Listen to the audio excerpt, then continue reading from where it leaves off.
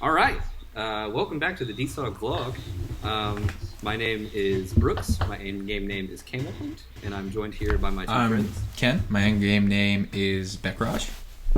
Uh, Jared, in-game name, Caveman. All right. So if you've been following our content previously, then you should notice that our third co-host Carlitos is not with us today, but instead we have our good friend Jared. Jared loves League of Legends just as much as the rest of us, but recently has also started to follow the CS:GO scene quite a bit. And if you are a follower of esports or you follow any type of esports at all, then you should be aware that last weekend was the Boston Major for CS:GO, where Cloud9 won the major. At peak viewing hours, I think at the end of the second overtime, right before they won, there were well over 1 million people. It was watching huge. on Twitch, which is That's big. which is quite a considerable amount of people. Probably the most viewers that we've had of an esports event since probably the World Championship last year in League or TI7 for Dota 2. So a very, very large event happened this past weekend, and we wanted to talk about it. Ken and I don't know very much about CSGO, so we're going to use Jared as kind of like our CSGO correspondent in a way. So I'm going to throw that over to him for him to talk about it. All right, so Go ahead. the basics of CS:GO is counter-terrorist versus terrorist, best of 30 in that it's first team that gets to 16 wins.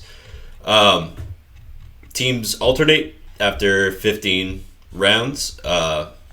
You'll start terror side, and then after 15, you'll switch to counter terror side. So everybody gets equal number of rounds on the same map.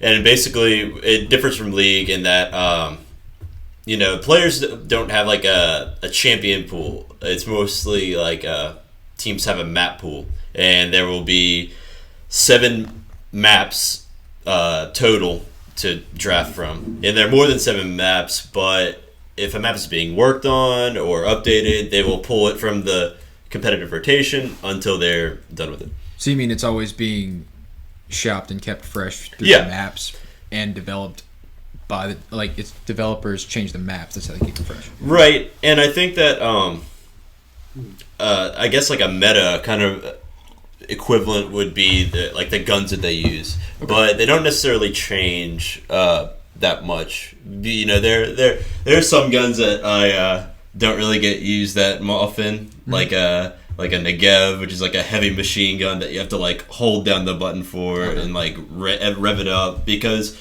a lot of it's reaction time and learning spray patterns, and when there's like a gun that you just hold down, you can't really learn a spray pattern for that. Okay. But there is you still have like guns that may like take up like a certain position. Though. Like a player would be like, because I know there's like Yeah. the Hopper is one of the, and then there's like the Fragger. And then there's support. That they throw like the grenades. The Hopper's like the sniper guy. So we don't have to get too like in depth with that, but there is like a certain like strategic aspect of it that is beyond just like you're just Right. FPS. Right, and a lot of knowing a map is knowing smoke spots. It's like smoke grenades where you can create a cloud of smoke that I guess not quite prevents a team from pushing through it, because it's kind of a meme that North America likes to push through smokes, and we saw a lot of that in this tournament from Cloud9. I mean, Stewie 2K is known as the smoke criminal for being very aggressive going through smokes. There's also Molotov spots where you can lay down a field of fire, and there are flashbangs which deafen and blind for a short period of time. Cool. So, how about you run us down on kind of like the magnitude of what happened this past weekend with the C9 winning this major? I know that weren't there changes to the major system didn't Valve make some changes with the major system in CS:GO, or am I? I mean, when If you're unsure, that you don't have to expound upon it. Yeah, I'm not sure. But I'm pretty sure that I read something and there was. But the way that this major worked was that there was a group stage, and then after that group stage, they went into a Swiss tournament system, system, where essentially if let me try and figure this out. So like if essentially 3 losses in your route, and then from there, It's a double elimination. Well, it's more like triple elimination. Yeah. Triple. I don't know how that would work. That's a lot of confusing. It's a lot of chances. All right. Yeah. So it's like Yeah. That is. every team on the first day plays a best of 1, and then the winners go to a bracket, and then the losers go to a bracket, and then the winners and losers play a random winner and loser, and then the winners from there move on, and then the losers go into like a low bracket. Okay. So you get multiple chances to get yourself out of there, but when Cloud9 went down 0-2 in the Swiss bracket stage, it didn't look too good for them. Mm-hmm. So basically, they were at the very they had like a horrible chance. Yeah, I mean it was the longest road that they could have taken to get out of there. Okay, gotcha. And against pretty tough competition. So yeah, C9 did start off 3-0 in the initial group stage to get into the Swiss stage. After which they drew the French team G2, and they lost to G2, and they lost again to Space Soldiers. I believe they're a Turkish team, mostly Turkish, but that was Space Soldiers. They gave pretty cool. what They got some good names. yeah Right there. They gave over a map in Cobblestone, which is apparently a map that Space Soldiers really likes. So from there, they found themselves in a 0-2 hole. So from after that Space Soldiers game, they would have to win 3 straight to qualify for the quarterfinals. And on their way out, they played Astralis, a team that won the major last year, featuring one of their best players in the world in Device. And they played them on Train, I believe. And Train is one of Cloud9's traditional strength maps. It was interesting that they got that map. And then after that, they beat... I don't know if it was after that, but they did beat Virtus Pro, a Polish powerhouse team, who also had a pretty disappointing tournament along with Astralis. And I am drawing a blank on the team that they... Oh, yeah. They beat Vega Squadron, which is a team that's had... CIS what? team. They're like a they're a team that have been like hot at points. Like I remember seeing some minors where they would do well, like or they would have like an upset win. I believe that in the first group stage they got an upset win over FaZe in a best of 1, and everybody was like, "Oh, Vega Squadron's gonna have a chance in this one." But yeah, so then after that, they beat Vega Squadron. They beat all those teams pretty handily. It was weird. It was like they went down 0-2 and then they just didn't look back for the rest of the tournament. It's a good way to go about it. Yeah. If you're trying to win, you might like as well that. just look forward. Yeah. The story wouldn't be great unless they were on the brink of elimination, like one best of 1. But it's to my understanding, it was at this point after they've won those 3 games that they really had like an uptick in competition, and that's where it really became like the Cinderella story or whatever you want. Right. So in their quarterfinal match, we went to best of 3s, no more best of 1. So map pool drafting became like more important. So in the quarterfinals, they played against G2 again, the team that they initially lost to, and they 2-0'd them. It was a pretty good... Well, they won the best of 3. They lost the first game, and then they won the next 2, right? That's how, best of 3s work. I mean, in this series, G2 didn't hit double-digit wins on either of the maps that they played. Wow, that's really impressive. I believe the maps that they played too ended up being like part of the story, in that like Cloud9 was almost unstoppable in Mirage. Like something about like this lineup just took teams to town on that map. And then after that, they had Overpass, which they also ended up doing pretty well on in this tournament. A huge key on this was that they kept Kenny S, who was their AWPer, like their sniper. Like the name in AWPing in CSGO, essentially. Everybody mentions Kenny S's, what is it, highlight reels and all that. Oh, he's big.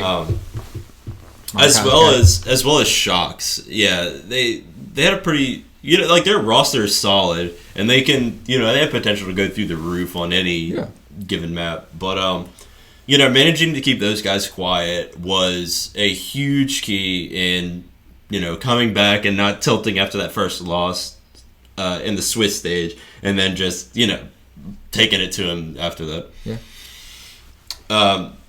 After that, in the semifinals, they faced off against SK Gaming, a Brazilian powerhouse team, a team that has a lot of history of C9.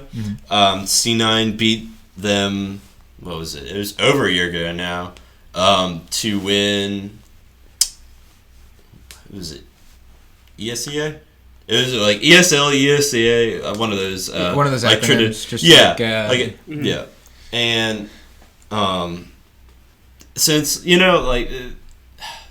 what was it? They played at SK in the first E-League major. They were in a group with SK, and they ended up being 1 and 2 in the group, and got to play on the Friday night on TBS. On live TV. Yeah. Oh, wow. Damn. So they've got that's cool. That's actually super cool. Esports on television, not just because you plugged it into your TV, but actually because esports is on television. It's pretty great. Yeah, that was like the summer that I got into CS, and I turned on the TV. I'm watching it downstairs. My parents are like, "What are you doing?" It's like I'm watching Cloud9. watching my favorite team. Yeah, his favorite, not mine. Yeah, and just want to clarify. SK did have a stand-in, which they still made it to semis with a stand-in. They make it to semifinals. The stand-in is probably pretty good. The experience on that team, Cold Zero was, I believe, what is it, like the esports awards? I think it is every year. He was player of the year, and across esports. I think it was a year ago. Wow. Yeah, and with Fallen, another big name. And again in the map draft, C9 managed to get them on Mirage and just stomped them, just took it to them. And then in the second map, they went on to Kabul, which was SK, kind of ran away with it, and then they took them to Inferno, which ended up being also a big map that for C9 in this tournament. Mirage, Overpass, and Inferno were the 3 maps that they would play in the finals against FaZe. And that third... So they got all 3 maps they could be competitive on.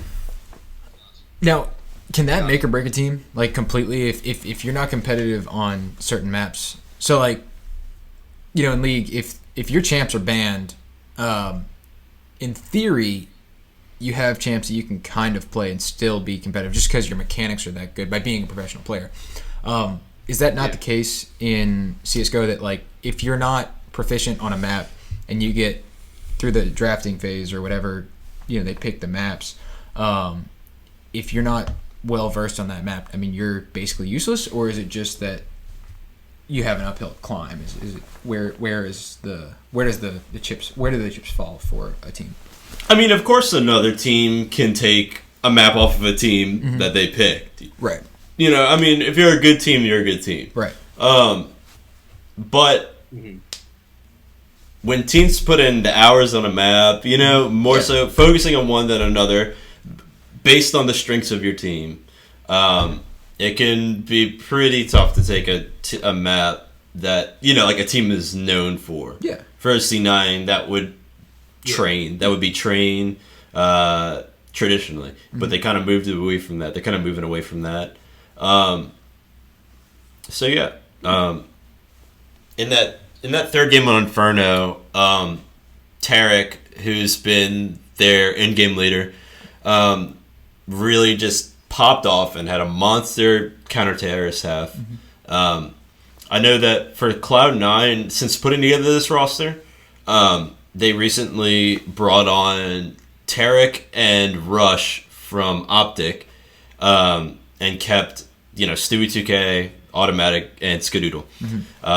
They had been really struggling trying to find a good in-game leader, and since bringing on Tarek, he's fulfilled that role for them, and really letting just Stewie and Automatic just pop off whenever they need to. Cool. So give us a rundown of the finals. You don't have to go super in depth, but just kind of explain this was FaZe Clan, this was Cloud9. Like what kind of relationship do these teams have, or is one just obviously supposed to be better? Yeah, so FaZe was essentially this super team that they put together. They picked up Kerrigan from Astralis, a major winning team. They pick up Olaf Meister from Fnatic, traditionally one of the best players in the game. They pick up Guardian, who is, again, just like a phenomenal player, one of the best to ever play the game, one of the best AWPers to ever play the game. Rain, who's been on FaZe for a while, and who's I thinking of? Kerrigan, Guardian, Rain, Olaf Meister, and Nico. Just keep going. The Bosnian bulldozer Nico. So, and these are all big names, and it's not just that they're big names, but they actually function together. Because we see across sports, esports, that people put together super teams all the time, but they don't work out because there's no cohesion. But these guys actually made it to the finals. They have the ability to function at the high level that they're expected, right? They do, but when you're a team that's put together for the sole purpose of winning, they've had a bit of trouble with that. It doesn't always work out. Yeah. You'll see weird things happen, like they'll go out in a group stage or they'll go out in the quarters. But or they'll lose the first round of the playoffs to TSM after 17-1. Not to name any names, Immortals, but yeah, I know what you mean. Yeah, so in that sense, it's been pretty disappointing, in that this team was built to win. Yeah, and they're not winning everything. And this is also an organization that historically has been pretty good. It seems. Right. Right. Or I'm not entirely sure how it goes. I haven't really followed FaZe. But they're one of the biggest organizations in the esports game. Yeah, FaZe is well known. Yeah. In shooters, probably specifically, they're probably right up there with Optic and So as far as but going into this, Cloud9 had always really struggled with FaZe. I can't really think of any times that Cloud9 would take them to 3 games in a series. Oh wow! And so going into this one, everybody predicted the final would be FaZe and SK, with of course FaZe coming away with the win. Okay. So Cloud9 coming into this, not a lot of people were confident in it. They'd be like, all right, let's just keep it competitive, So the draft ended up going Mirage for C9. I think FaZe picked Overpass, and then Cloud9 picked Inferno. I think that was the... If not that, then it's the other way around. The swatch the team. So going into this one, going to Mirage, Cloud9 got off to a really, really fast start. I think they went up 7-1 in the first half. But then FaZe really whittled them away in the second half, and I think the final score was 16-14. FaZe took Mirage from Cloud9. And that was their map. One map. Too. Yeah. Okay. So, Cloud9's in a 0-1 hole. Again, if they lose one more map, then it's over. And then going into Overpass, it was a similar story with Cloud9 getting out to a fast start. I think at one point, at match point, I think it was like 15-5. And then FaZe just started whittling away at the wins again, and I was like, oh no, here we go again. But then Cloud9 ends up winning it. They didn't blow another lead. Right, Had to win one more. Well, they just had to get to Had to 16. win one more round. Yeah, and the crowd were just like cheering one more round, and it was just like, oh no! I'm sitting here on the couch like, all right, it's happening. They're just gonna throw another game. So then we go into the third map, Inferno, which was a bit of a different story. Cloud9 lost the pistol round, which is important for the early game, because essentially if you lose a pistol round, you have to kind of hold off your economy for the next couple of rounds or so. Okay. Unless you wanted to like force the second round. But then Cloud9 ends up winning the next 5. Mm-hmm. So Cloud9's up 5-1. Wow. So then after that, it was a pretty even first half. I think it finished 8-7. Okay. In favor of FaZe. Okay. And then going into the second half, FaZe starts running away with it. And FaZe hits map point 15-11. Okay. So Cloud9 needs 4 in a row to tie it and face overtime, force overtime. And they do it. And they do it. They win 4 in a row and they force an overtime. Mm-hmm. So overtime is essentially best of 6. You get 3 T side, 3 CT side. And okay. Yeah. So I think Cloud9 started off CT side in overtime. Did they? I'm not sure. But anyway, Cloud9 goes up 3-0 in overtime. So it's 18-15. I think it was it. They just had to They had get to win one to more, 4, right? Yeah. Yeah. And then FaZe wins the next 3. So- and then they force second overtime, Yeah. which is This the is- same rules. This was at the part where I started. This is at the part This is Yeah. where I think a lot of people started tuning in. was when I Because because I heard about it. I think they made a I'm willing to watch a this. comment on it on like all the other esports that were streaming at the time, because I think Overwatch League was going. A lot they of- said something. I know League, LCS said something. They announced it on the LCS after it happened. Oh, it was after Yeah, it they happened. on the desk. I think Okay. they But after even the- during it, Yeah. I remember. I think Shox was Yeah. tweeting about it. Like a lot of league personalities were tweeting about it while it was happening, which I guess indicates the impact of this event. Yeah. In second overtime, it was. Let me backtrack to the end of the first overtime. It gets to a point where Stewie is the only guy left on the map. They're playing terrorist side. Okay. So Stewie's the only guy left on the map. They have the bomb planted. They've got to weight it down for the bomb to explode. But everybody else on Cloud9's dead, and Stewie has all the kills. So essentially, Stewie could have won it right there if he had aced the whole other team. And that would have been a huge way to end a tournament. I think that that would have been one of the best moments of esports. Yeah, honestly, big if tournament. he could have pulled it off. But they get him, and they go to the they next got round. him, and then they went to second overtime. And I think that Cloud9 winning second overtime, spoiler alert, was Surprise! This is why we're doing this whole video. it spoke a lot to Cloud9 improving their ability to basically not tilt in that situation. With the home crowd behind them, it was insane. Like, the crowd was chanting, and it was, man, I don't know if I would be able. Yeah, But that's a question that I kind of had. Is like, when I was watching it, they show a lot of player cams, like, because there's a lot of breaks in CS:GO. A round can only last like 2.5 minutes or something.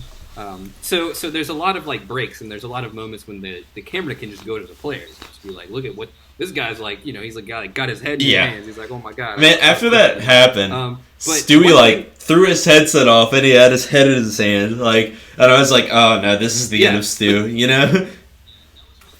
Yeah, that was one thing that I kind of noticed, is that FaZe Clan kind of looked like they were considerably better than Cloud9. To me, it kind of looked like, when you were texting us over the weekend and you were talking about this, you were talking about it as like you could compare it to the Miracle on Ice, which, if anyone is unaware, it was like the U.S. team back in the 80s sometime U.S. hockey team beat the Russian hockey team at the Olympics. And I don't remember. It was a bunch of young guys. It wasn't like I saw a miracle. Yeah, and I saw the movie, but basically, it really gave me that feeling of like this was like the young guns were coming up to beat some of these old guys. Because I looked at the C9 players and I looked at them, I was like, those guys look like they're like 16 years old. Like, I think what is going on right now? Like, I think Stewie's like 20. Players. Like they're some of the guys aren't even old enough to drink. Like, yeah, and the guys on FaZe Clan looked like they were. Years old. So I was like, they're probably not 30 years old. Guardian's got a wife and Rain or like against people with wives. Yeah. But I don't know. I thought that was really cool that it was kind of like this up and comer. These are these new guys coming in to beat the old guys, especially a team like FaZe Clan that's probably been in CS:GO forever. I don't know how long C9's been in CS:GO, but I feel like a lot of the organizations that were traditionally in League of Legends have really started to branch out into those other esports a lot more. I think it's good that they're showing some unity between those esports and appreciating the achievements of those other players across esports as well. And I think that's kind of the point, and that's what I wanted to get as your perspective as someone who really appreciates at least two esports of your favorite team.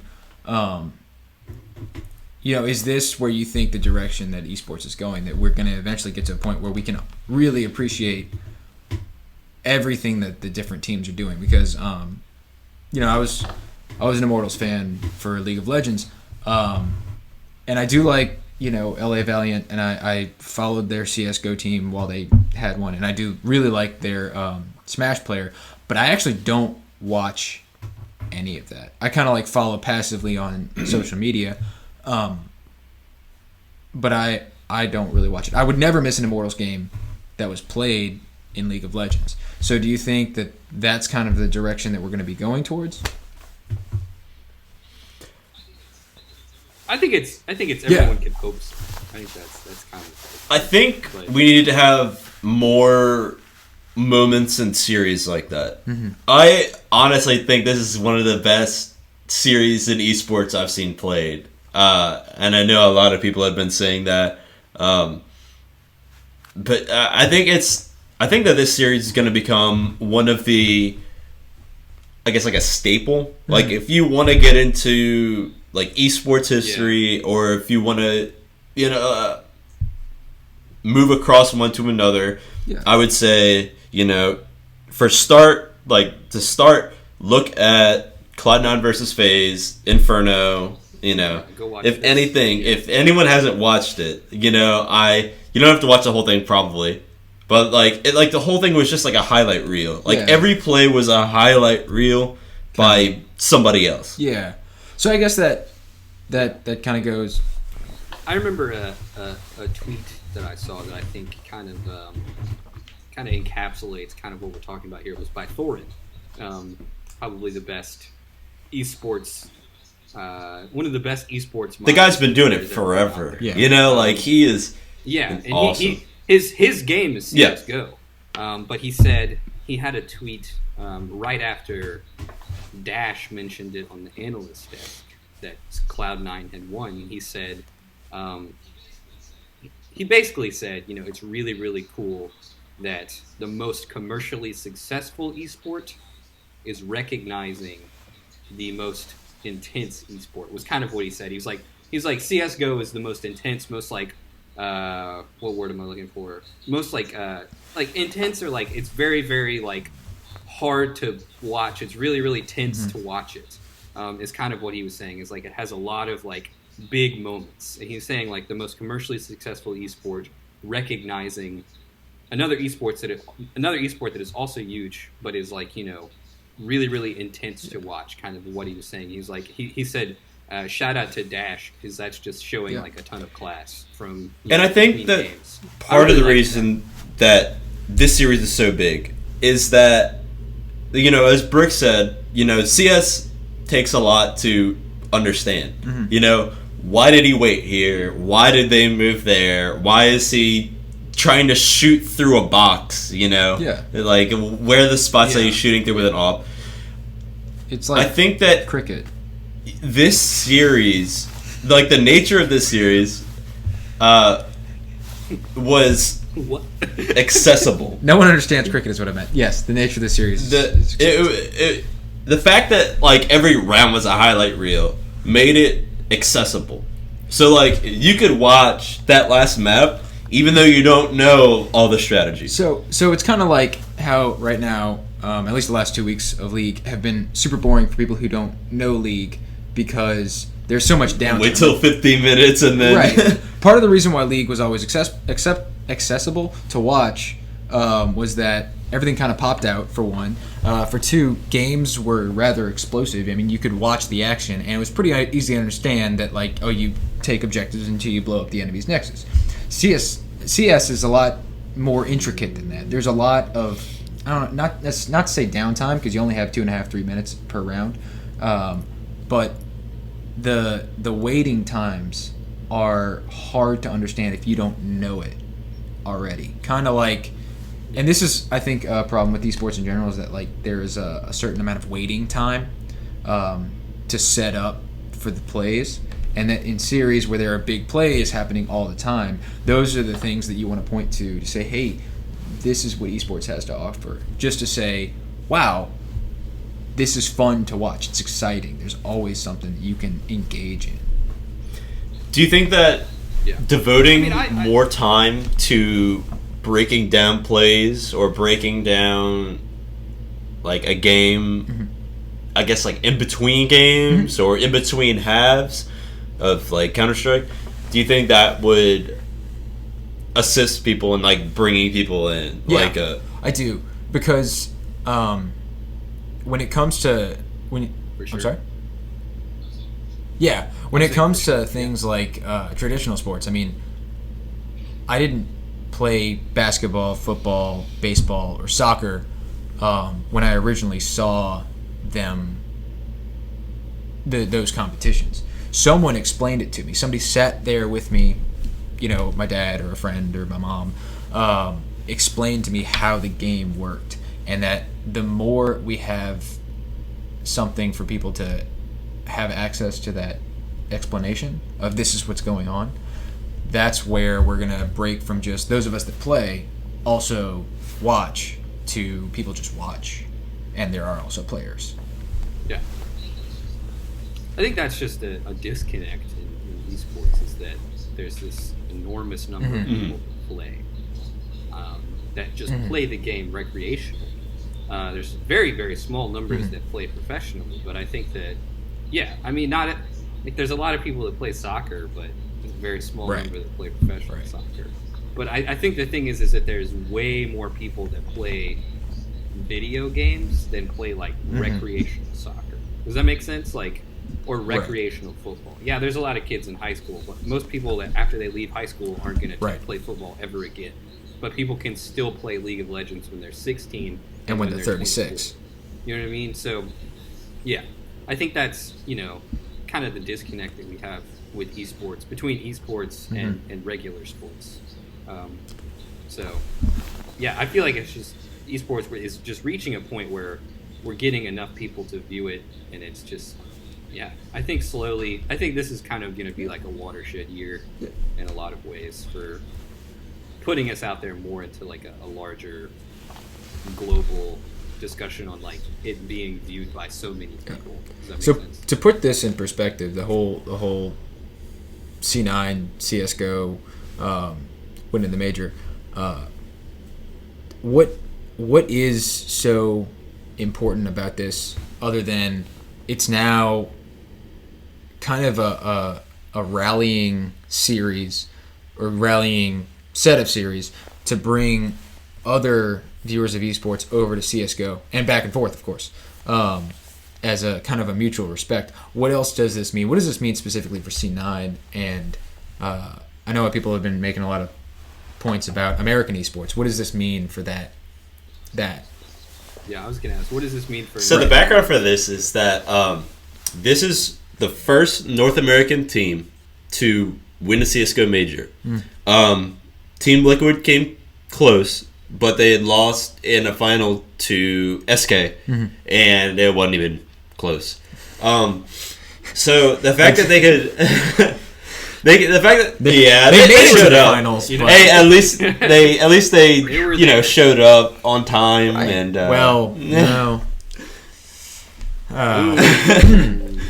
That's an Immortals joke. Awkward. But They were anyway, kicked off the team. I'm just saying. yeah. And this is the first North American organization across esports. Or wait, didn't Liquid win a TI? That So I think, Liquid won. Liquid one. but they're not really. Their team isn't really American, aren't they? No, they have no. They're Yeah, actually like they're European based. Yeah, they're not a. but they're the North first- American. Yeah, they're not a Team Liquid. Right, Is based yeah. in North America, Right. but the Dota team is. Yeah. Right, I mean, plays in the European. That happens in esports. Like Splice, Yeah. North American team plays in Europe. I mean, I guess probably the one you're looking for between Dota would be Evil Geniuses, which won TI5. Okay. So Yeah. several years ago. But this is the first North American team, so like they are North American. all of them. Yeah, Wow, that's cool. That's really cool. Is there region? this is lock a region like in in CS:GO. CS:GO? But I don't- they are. I'm not entirely sure Well, there isn't. I know in Overwatch. So I mean, because region locking. I think Dota. Optic pretty much Yeah, no region locking in Dota. became mostly European. Like they picked up some of the guys from NIP, I think. I can't remember, but I have no idea how like the region locking works. My guess would be no. My guess would be no because the other big esport from Valve is Dota, and they That do makes not sense. have region locking. They have like regionalization, if that makes sense. Like you have to play in a region, but your players can come. Like your organization has to play in a region, but your players There can is come from a any- rule, I think, and it came up when those players got kicked off IMT. Yeah. Where they would lose a tournament spot because they didn't have 3 of the 5 players. So, like, an organization is more about the players and the org itself. Does that make sense? Yeah. Okay. Kind of. Yeah. You Yeah. can't leave 2 players on a team and still have your spot, but those 3 players can have an org, and then that org can have a Okay. spot, Yeah. or something like Okay. I got it. Gotcha. that. Okay, well, let's wrap this up. We've been going for a Yeah, to finish that point, so, they were the first North American team to win an esports major event in 3 years. Okay. I think was TSM the last one. especially 'cause, TSM at IEM. Didn't Envy win? Didn't Envy us win in 2015 a CS:GO major? I think Envious is European. They might I not think I have was been just a truly American team. though. Envious I used think to that have Kenny S. okay. Okay, I'm not sure. I wasn't sure. I was just doing some googling, and it's mentioned that Envy us had won Ah, CS:GO major. that might have been in them. 2015. because 3 years ago. That was 3 years I'm ago. pretty sure that 3 they're years a Houston. They're a Houston-based organization. I'm pretty sure. I'm not entirely sure. That might be wrong. I might be getting that confused. But all right. Well, thank you for coming on to talk about that, Jared. Maybe I'll dabble in a little bit of CS:GO. You'll have to teach me. Yeah, you want to learn from me. Yeah. You're just gonna have to teach me how to watch. I'm not gonna. I don't do the shooter thingy. It doesn't. Yeah. But thank you for coming on. That was a lot. That was a good discussion. Probably in the future, we'll probably do some more CS:GO stuff with you if we have any. Whenever more majors come up. I'll be studying up. Also, watch out for Jared whenever we talk about League of Legends. He might be around then as well. So thank you guys for watching. This is the DSoG vlog. Obviously, go check out our other stuff. We'll be on SoundCloud. We're on YouTube, obviously. We'll post everything to Twitter, Reddit. Also, we have a Reddit page now. r/DirtySoudGG. Dirty South Gaming. Is that it? Dirty South GG. I'm setting up a Minds page. Oh yeah. So you can find some of Jared's musings on Minds, which is hopefully in the future. Another social media platform just to kind of explore more diversify. Yeah, intellectual thought, I guess. Yeah. Diversify. All right. Well, thank you for tuning in, and see you soon. See you later. Golden Age. Golden Age, baby.